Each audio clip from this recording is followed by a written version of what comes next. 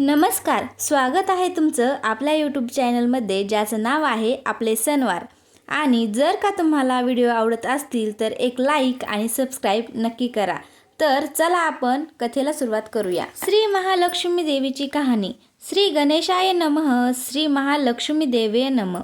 ओम Shri clue धनधन देहि ma'am, ओम धनधाय नमस्तुभ्य निदीपम धीच भवन्तु तत्प्रसाद मे धनधान्यदी संपदा। मन लावून ऐकावी, ध्यानात ठेवावी। श्री लक्ष्मी देवीची कहाणी। द्वापार युगाची अधिष्ठाची सौराष्ट्र देशाची मोहिनी श्री महालक्ष्मी देवी आटपाट नगर होतं। नगराचा एक राजा होता, त्याचे नाव होते भद्रश्रवा। तो दयाळू, शूर व प्रजादक्ष होता। देवा ब्राह्मणांना, साधू संतांना सुखीत होता, आनंद देत होता। राजाच्या स्त्रीचं नाव होतं सूरजचंद्रिका। नाव चांगले, पण स्वभावात मात्र अहंकार। मागील जन्मी ती एका वैश्याची पत्नी होती। तिचं नवऱ्याशी भांडण होई, भांडणानं वैतागली, रागानं घराबाहेर पडली। चालत होती अनवाणी रानातून, तिथं तिला दिसल्या सुवासिनी। त्या करीत होत्या लक्ष्मीचं व्रत। ते तिनं पाहिलं, त्यांच्याबरोबर तिनंही व्रत केलं। दुःख विसरली, दारिद्र्य गेले, परिस्थिती सुधारली, देवीची भक्ती फळाला आली। कालांतराने ती मरण पावली। पुढे तिचा पुनर्जन्म झाला, स्त्रीचा जन्म पुन्हा मिळाला, पण भाग्य उजळलं। भद्रश्रवा राजाशी तिचा विवाह झाला। ऐश्वर्यात लोळू लागली, गर्वानं ती फुगली, गरिबांना विसरली, तोऱ्या ताट्यानं बोलू लागली, दासदासींवर खेकसू लागली। एकदा काय झालं, देवीच्याही मनात आलं, राणीला आपण भेटावं, मागच्या जन्मीची आठवण द्यावी, ओळखते की नाही हे बघावं। राणी राजवाड्यात सुखाने राहत होती। राजाही कौतुक करी, तिचे लाड पुरवी। त्या दोघांना पुढे 7 पुत्र आणि 1 कन्या झाली। कन्येचं नाव होतं शांबाला। एके दिवशी काय झालं, देवीनं म्हातारीचे रूप घेतलं, फाटके वस्त्र नेसली, माथी मळवट फासला, हाती काठी घेतली, काठी टेकीत टेकीत राणीला भेटायला आली। तिनं आरोळी दिली, अरे आहे का कुणी घरात, कुणी घास देईल का? दासी बाहेर आली, म्हातारी दारात दिसली। तिनं विचारलं, कोण ग तू, आलीस कुठून, काय काम काढलं आहे, तुझं नाव काय, गाव कोणतं, तुला हवं काय? अधूनमधून खोकत हळू आवाजात म्हातारी सांगू लागली, माझं नाव कमला, द्वारकेहून आले ग, राणीला भेटायचे। कुठं आहे ग राणी? दासी म्हणाली, राणी साहेब महालात आहेत, सख्यांशी गप्पा मारत आहेत, त्यांना सांगितलं तर माझ्यावरच रागवतील। तुला कशा ग त्या भेटणार, काय तुझा हा अवतार, तुला पाहून तर माझ्यावरच ओरडतील, उनत उनं बोलतील, त्यांच्या सख्याही तुला हसतील।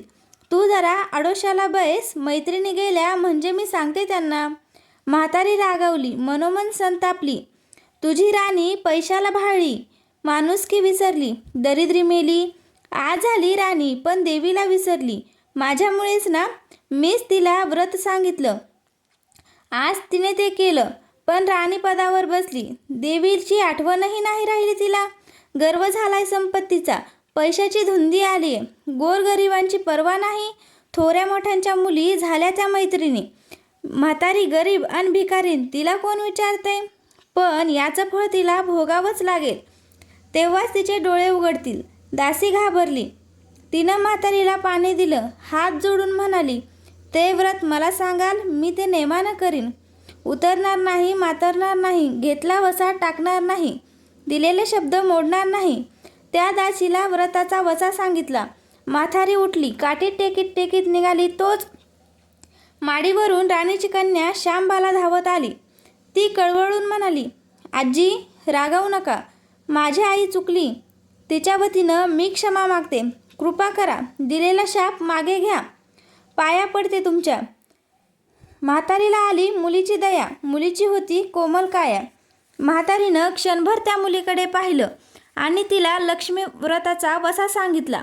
मुलीचा निरोप घेऊन म्हातारी निघणार, तोच राणी माडीवरून दाराशी येते तर म्हातारी दिसली। राणी ओरडली, ए थेरडे, कशाला ग आलीस, जा इथून, उठ म्हणते ना, जातीस की नाही, दुसरी घरं नाही दिसली तुला?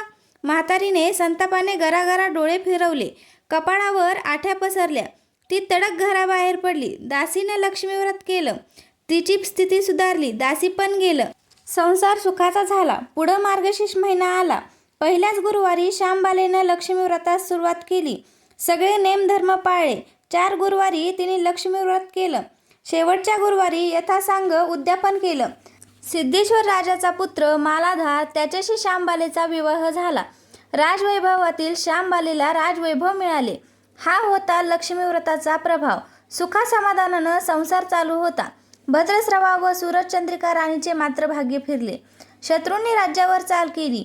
भद्रस्रावाचे राज्य लुबाडले. सूरजचंद्रिकेचं राणीपद गेलं.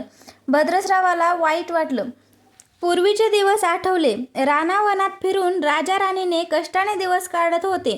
भद्रस्रावाला कन्येला भेटावंसं वाटले. तो एकटाच निघाला. चालून चालून दमला होता. नदी काठावर विश्रांतीसाठी थांबला. नदीकडे येताना राणीच्या दासीनं भद्रस्रावाला पाहिलं. घाईघाईनं ती राजवाड्यात गेली. राजाला सांगितलं. मालाधारानं माणसं पाठवली. आणायला रथ पाठवला. सासऱ्यांना घरी आणलं. सन्मानानं नवी वस्त्र व कंठीहार दिला. श्यामबाला वडिलांची काळजी घेत होती. काही दिवसांनी राजाला वाटलं आता परत जावं. जावयाला तसं त्यानं सांगितलं. मुलीचा निरोप घेऊन जावयानं मोहरा भरलेला हंडा नोकराकडे देऊन राजासोबत पाठवलं. राजा घरी परतला. सूरजचंद्रिकेला भेटला. हंडा पाहून ती आनंदली. घाईनं तिनं झाकण काढलं. आत बघते तर काय, तिला कोळसे दिसले. सूरजचंद्रिकेनं कपाळावर हात मारला. नशिबाला दोष दिला. नवऱ्याला सांगितलं. ते ऐकून तोही चकित झाला. दुःख पाठलाग करीत होते. दारिद्र्य सरत नव्हते. चिंतेचे सावट पसरत होते. काळजीचा वणवा भडकतच होता. सूरजचंद्रिकेचा एक दिवस दुःखाचा जात होता. एके दिवशी तिला मुलीला भेटावं वाटलं. डोळे भरून पाहावं वाटलं. नशिबाचे भोग तर भोगायचेच आहेत. सूरजचंद्रिका घरून निघाली. मुलीच्या सासरी पोचली. तो दिवस होता गुरुवारचा. नदी तीरावर जरा वेळ बसली. दमली होती. त्याच वेळी एक दासी नदीवर आली. तिनं राणीच्या आईला ओळखलं. घाईनं ती महालात गेली. राणीला निरोप दिला. तुमची आई आलीये. नदी किनारी बसली. खूप दमलेली दिसली. तिला आणायला कुणीतरी पाठवा. श्यामबालेनं सारथ्यासोबत रथ नदीकडे पाठवला. आईला घेऊन यायला सांगितलं. आई रथात बसून महालात आली. आईला बघताच श्यामबालेनं आनंदाने मिठी मारली. मुलीचं वैभव पाहून तिचे मन तृप्त झाले. तोंडातून शब्द फुटेना. आईनं स्नान केलं. मुलीनं तिला पैठणी दिली. सोन्या मोत्यांचे दागिने दिले. आईचं रूप अधिकच खुललं. दुपारची वेळ झाली. श्यामबालेनं भक्तिभावानं लक्ष्मीची पूजा केली. आरती झाली. धूपदीपांचा सुगंध दरवळला. श्यामबालेचा कडकडीत उपवास होता. भोजनाची तयारी झाली. तिनं आईला जेवायला बोलवलं. सूरजचंद्रिका पाटावर येऊन बसली. पण ती एकदम शांत होती. तिला मागचा जन्म आठवला. लक्ष्मी देवीच्या कृपेने ती या जन्मी राणी झाली होती. ती म्हणाली, श्यामा, मी देखील तुझ्यासोबत उपवासच करीन. श्यामा म्हणाली, ठीक आहे.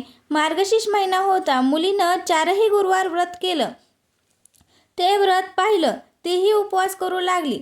देवीला भक्तिभावानं प्रार्थना करीत होती. महिना संपला. घरी जायचा विचार ठरला. पोचवायला श्यामबाला सोबत गेली. 4 दिवसांनी श्यामबाला निघाली. मालाधार राजाने पाठविलेला पैशाचा हंडा घेतला. त्यात मीठ भरलं. तो नोकराजवळ देऊन ती पुन्हा सासरी आली. गप्पा मारत मारत कसा वेळ जात होता त्याचेही भान तिला नव्हते. मालाधारानं विचारले, माहेराहून काय आणलंस ग? श्यामबालेनं सोबत आणलेल्या हंड्याकडे बोट दाखविलं. मालाधारानं उत्सुकतेनं झाकण काढलं. त्यात त्याला काय दिसले? मिठाचे खडे. अगं वेडे, मिठाचे खडे कशाला आणलेस? इथं मिळत नाही का मीठ? मीठ मिळतं ना, पण हे मीठ माझ्या वडिलांच्या राज्यातलं आहे. वडिलांचे राज्य सौराष्ट्रात होते. त्या शेजारच्या समुद्राचं आहे हे मीठ. समुद्रतीरावर दूरवर माझ्या वडिलांचं राज्य होतं. आज श्यामबालेच्या सांगण्यातली खोच राजाने हेरली होती. तो विचारात गुंतला. श्यामबाला म्हणाली, हे मीठ जीवाचं अमृत आहे. अन्नाला चव येते ते मिठानंच. मीठ नसलेला पदार्थ आळणी व बेचव. ज्याचं मीठ खावं त्याच्याशी इमानी राहावं. त्याचं रक्षण करावं. कामात कसूर झाली तर प्रसंगी प्राणही द्यावे. मालाधार राजा निश्चयाने उठला. त्यानं आपले सेवक सासऱ्यांकडे पाठवले. त्यांना बोलावून घेतलं. भद्रस्रावाला काय झालं कळलं नाही. ताबडतोब तो जावयाकडे आला. दोघांची गुप्त बैठक झाली. विचार पक्का ठरला. भद्रस्रावाने अनुमती दिली. मालाधारानं मुख्य सेनापतीला तात्काळ भेटण्यास बोलावलं. सेनापती आले. त्यांनी मालाधाराला वंदन केले. आज्ञा करावी महाराज, ते म्हणाले. भद्रस्रावाचं राज्य जिंकलेल्या शत्रूवर ताबडतोब स्वारी करा. प्रत्येक सैनिकाच्या हातावर हंड्यातल्या मिठाचा खडा ठेवा. शपथ घेऊन शर्तेनं झुंजायला सांगा. राजाची आज्ञा आली तशी सेनापतीने व्यवस्था केली. दुसऱ्या दिवशी सोबत सेना घेऊन बेसावध शत्रूवर चाल केली. शत्रूच्या राज्यावर सारे सैनिक तुटून पडले. मालाधराचे सैन्य बेभान होऊन लढत होते. शत्रू सैनिक जमिनीवर कोसळत होते. सूर्य पश्चिमेकडे जात होता. अंधार हळूहळू पसरत होता. शेवटी मालाधराच्या सैन्यानं शत्रूचा फाटशा पाडला. अपूर्व विजय मिळविला. भद्रश्रवाचं राज्य पुन्हा मिळवलं. मालाधराला व शांबालेला ही आनंदाची बातमी सेनापतीनं ताबडतोब कळविली. सैनिकांनी शत्रू राज्यातील खजिना लुटला. अफाट संपत्ती मिळाली. तो पोत्यात भरून मालाधराकडे आणली. त्यात सोन्याच्या मोहरा, बरीच नाणी आणि शस्त्रांचा साठाही होता. मालाधरानं भद्रश्रवास सूरजचंद्रिका राणीस घेऊन यायला सांगितलं. ती आल्यावर घरात आनंदाचं उधाण आलं होतं. तो होता गुरुवार. शांबालेनं लक्ष्मी व्रताची पूजा केली. आरती झाली. धूपदीपांचा सुगंध दरवळला. तिनं व तिच्या आईनं उपवास केला. रात्री देवीची आरती झाली. देवीला नैवेद्य दाखवून सर्वांनी पक्वान्नाचं जेवण केलं. मार्गशीर्ष महिन्यातला हा शेवटचा गुरुवार, लक्ष्मी व्रताचा शेवटचा दिवस, मंगल मुहूर्ताचा दिवस. मालाधरानं भद्रश्रवाचं राज्य त्याच्या स्वाधीन केलं. त्यानं या व्रताची सांगता झाली. राजा राणी सौराष्ट्रात आले. सूरजचंद्रिकेनं पुन्हा लक्ष्मी व्रताचा वसाही आजन्म पाळला. घरची परिस्थिती सुधारली. राजाचे 7 पुत्र देशाहून आले. त्यांना अचानक घरी पाहून आईवडिलांना जो आनंद झाला, या व्रतामुळे राजा राणी सुखी झाले. दुःखाचे वादळ सरलं. अशी 60 उत्तराची कहाणी 5 उत्तरी सुफळ. संपूर्ण सर्वांनी देवीला वंदन करावं. त्याचं घर सदैव आनंदित राहावे अशी लक्ष्मी देवीला प्रार्थना करावी. तर कसा वाटला तुम्हाला आजचा व्हिडिओ मला नक्की सांगा. आणि आवडला असेल तर एक लाईक करा आणि जास्तीत जास्त लोकांपर्यंत हा व्हिडिओ शेअर करा. आणि असे छान छान व्हिडिओज पाहण्यासाठी आपल्या चॅनलला सबस्क्राईब करा. आणि व्हिडिओ शेवटपर्यंत पाहिल्याबद्दल मी तुमचे अगदी मनापासून आभार मानते. धन्यवाद. श्री स्वामी समर्थ.